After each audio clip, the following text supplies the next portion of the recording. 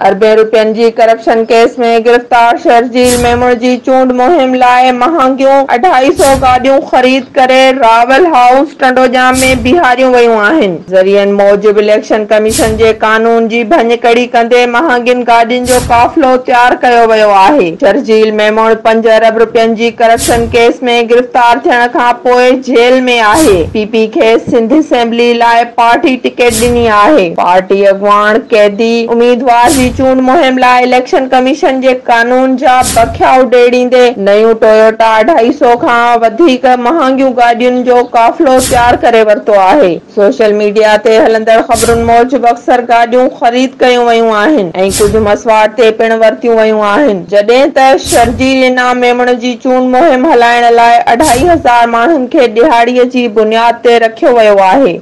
शर्जील इनाम मेमण जे कोऑर्डिनेटर ज़ीशान मेमण जो चवणु आहे त इहे गाॾियूं ख़रीद न पर भाड़े ते वरितियूं वयूं आहिनि।